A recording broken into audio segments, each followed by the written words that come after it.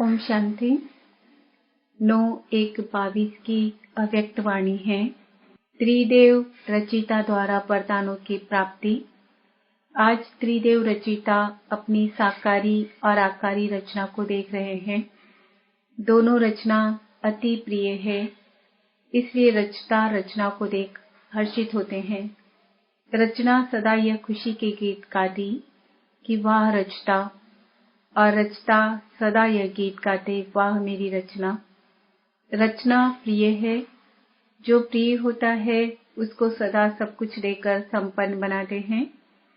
तो बाप ने हर एक श्रेष्ठ रचना को विशेष तीनों संबंध से कितना संपन्न बनाया है।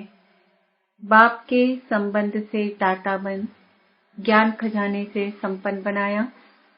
शिक्षक रूप से भाग्य विधाता बन, अनेक जन्मों के लिए भाग्यवान बनाया। सद्गुरु के रूप में वरदाता बन, वरदानों से झोली भर देते। यह है अविनाशी स्नेह व प्यार। प्यार की विशेषता यही है, जिससे प्यार होता है उसकी कमी अच्छी नहीं लगेगी। कमी को कमाल के रूप में परिवर्तन करेंगे।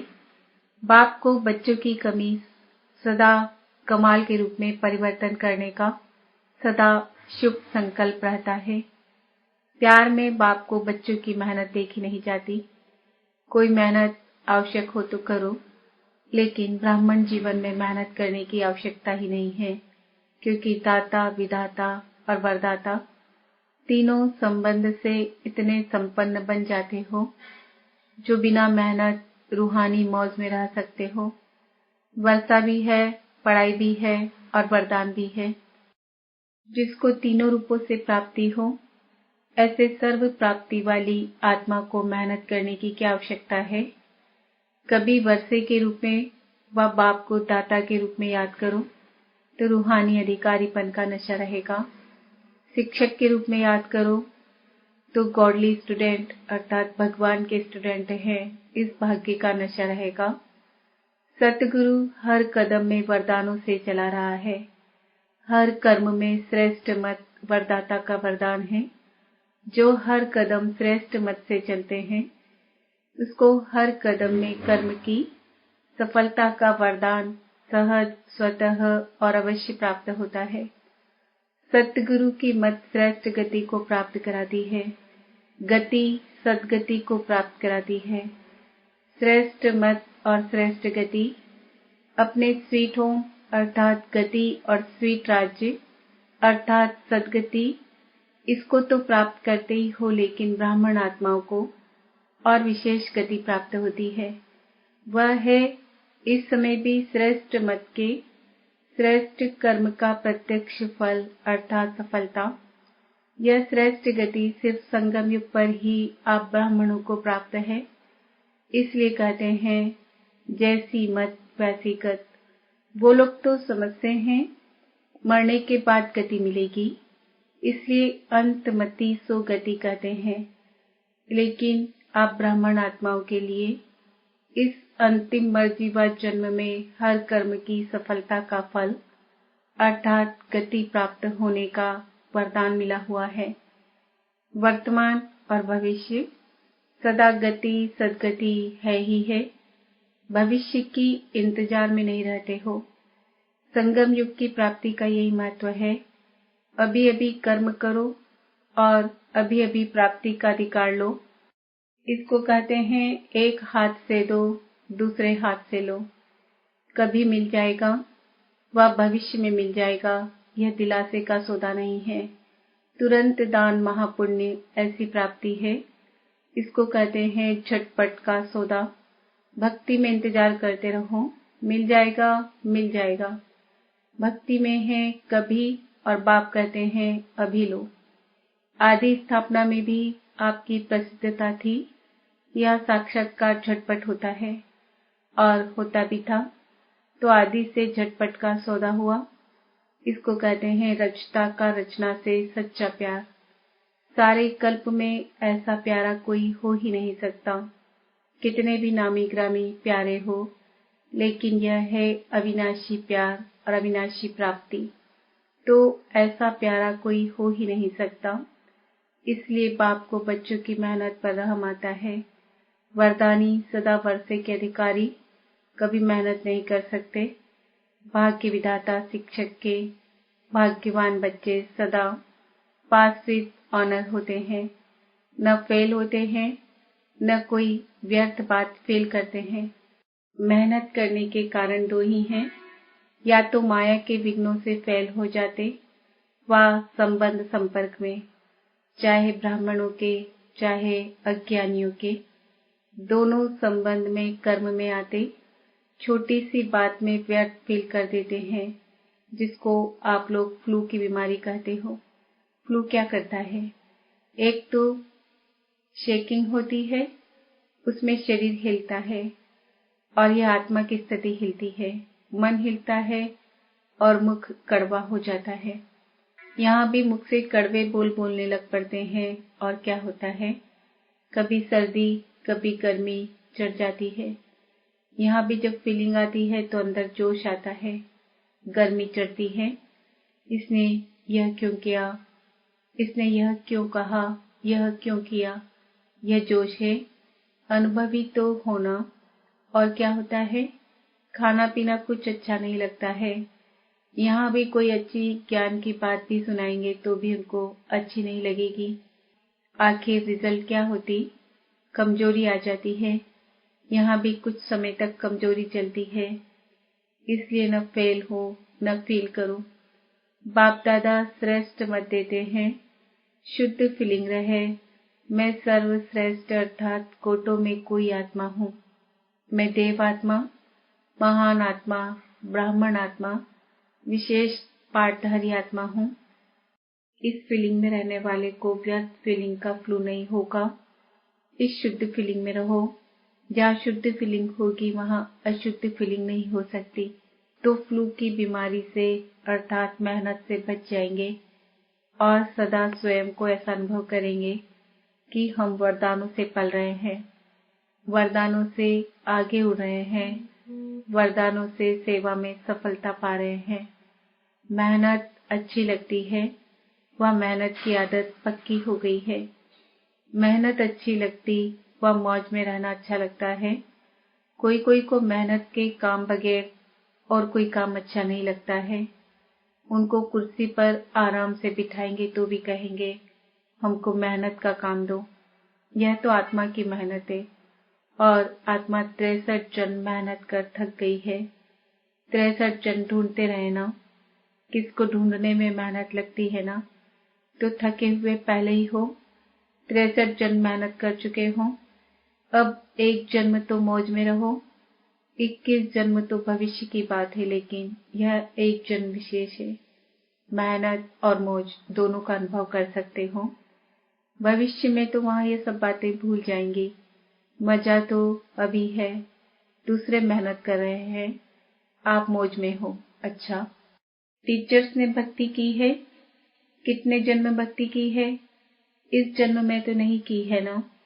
आपकी भक्ति पहले जन्म में पूरी हो गई। कब से फिर भक्ति शुरू की, किसके साथ शुरू की? ब्रह्मा बाप के साथ साथ आपने भी भक्ति की है। कौन से मंदिर में की? तो भक्ति की भी आधी आत्माएं हो और ज्ञान मार्ग की भी आधी आत्माएं हो।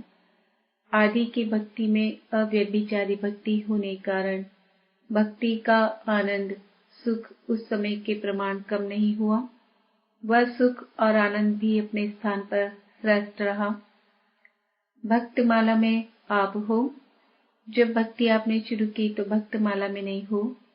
डबल फॉरेनर्स भक्तमाला में थे, भक्त बने या भक्तमाला में थे। अभी सब सोच रहे हैं कि हम थे व नहीं थे। विजयमाला में भी थे, भक्तमाला में भी थे। पुजारी तो बने लेकिन भक्तमाला में थे। भक्तमाला अलग है। आप तो ज्ञानी सो भक्त बने, वह है ही भक्त। तो भक्तमाला और ज्ञानियों की माला में अंतर है। ज्ञानियों की माला है विजयमाला, और जो सिर्फ भक्त हैं, ऐसे नोदा भक्त जो भक्ति के बिना और बात सुनना ही नहीं चाहते, भक्ति को ही श्रेष्ठ समझते हैं। तो भक्तमाला अलग है, ज्ञानमाला अलग है।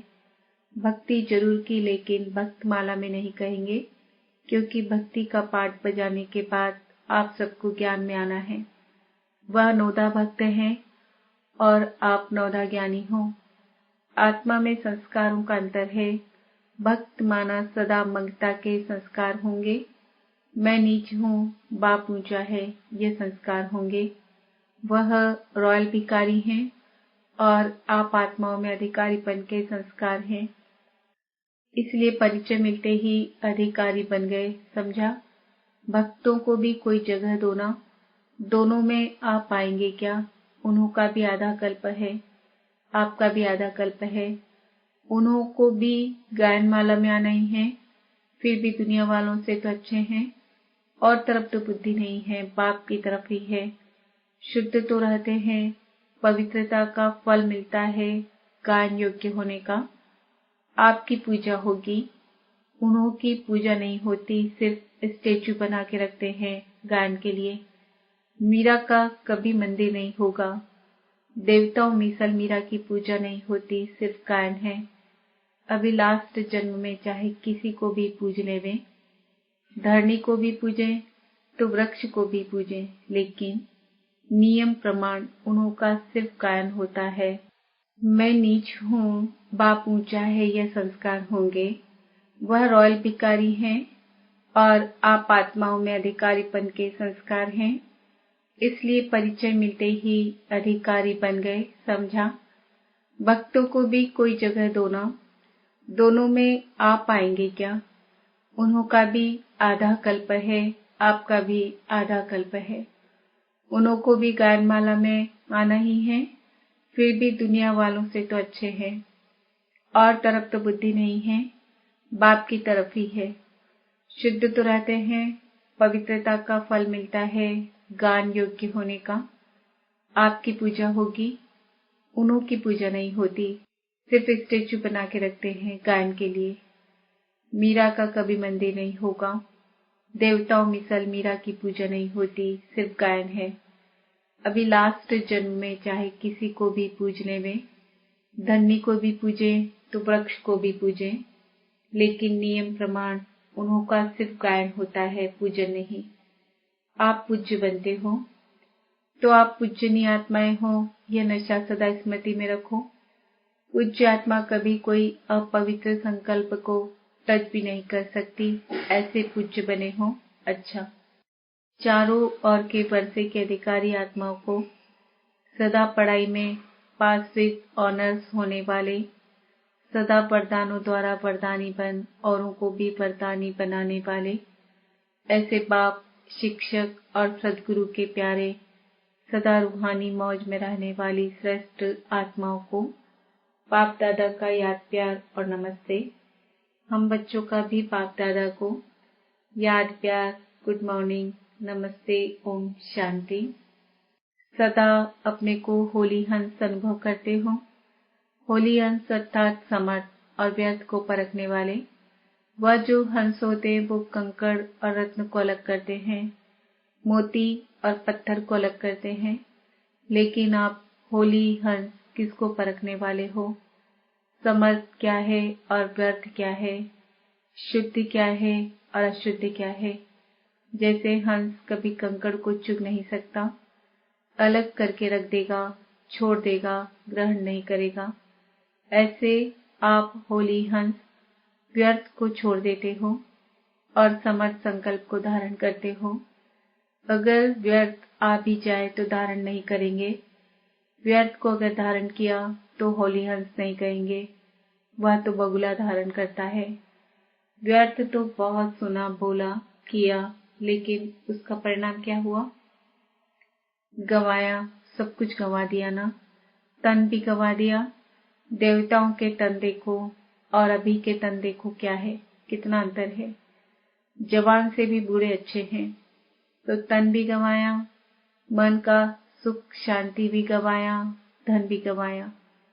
आपके पास कितना धन था, अथाह धन कहाँ गया? व्यर्थ में गंवा दिया। अभी जमा कर रहे हो या गंवा रहे हो? होली हंस गंवाने वाला नहीं, जमा करने वाला।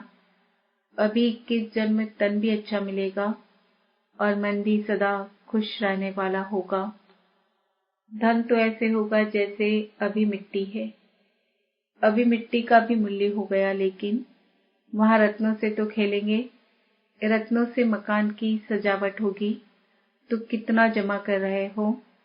जिसके पास जमा होता है उसको खुशी होती है, अगर जमा नहीं होता तो दिल छोटी होती है, जमा होता है तो दिल बड़ी होती है।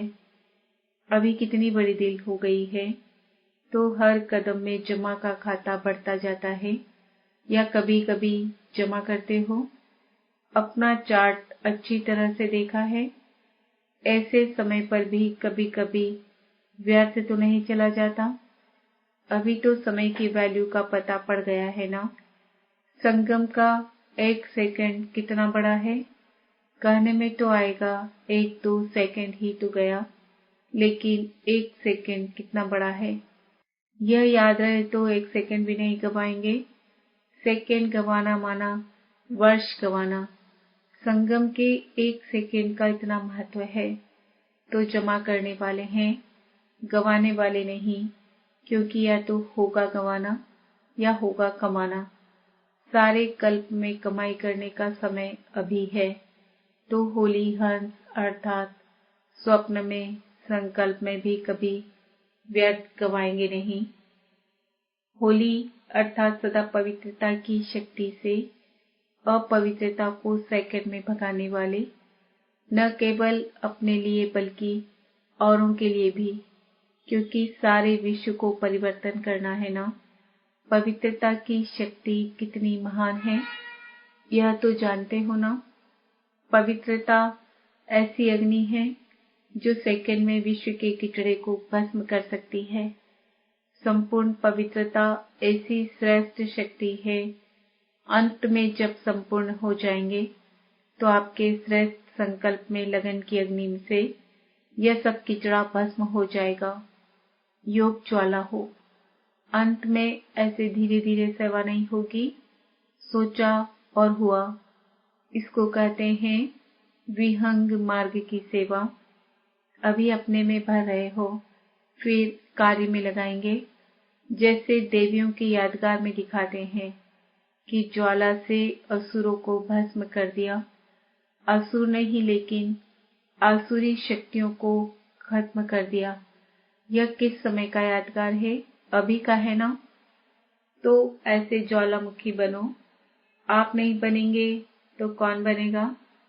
तो अभी ज्वालामुखी बन, आसुरी संस्कार, आसुरी स्वभाव सब कुछ भस्म करो।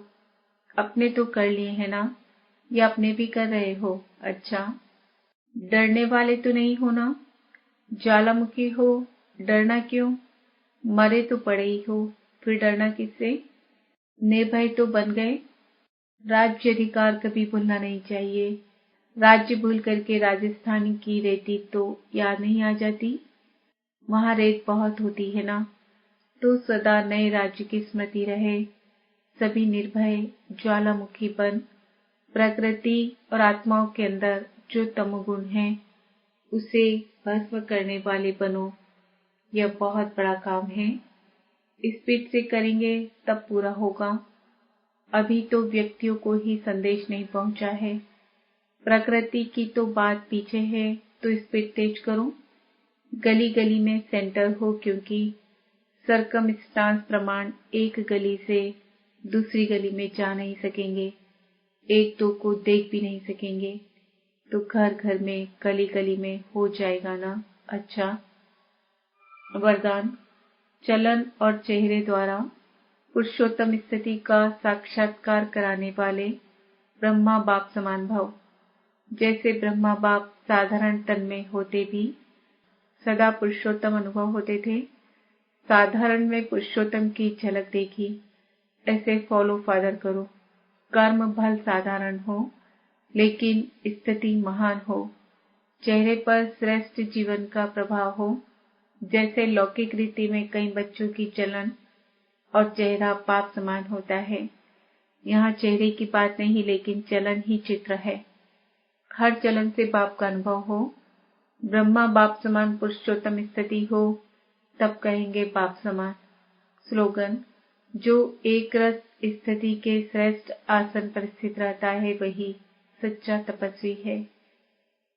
लवलीन स्थिति का अनुभव करो। यह परमात्मा प्यार आनंदमय झूला है। इस सुखदायी झूले में सदा झूलते रहो। परमात्मा प्यार में लवलीन रहो तो कभी कोई परिस्थिति व माया की हलचल आ नहीं सकती। आज का सुमान है, मैं आत्मा ब्रह्मा बाप समान हूँ। ओम शांति।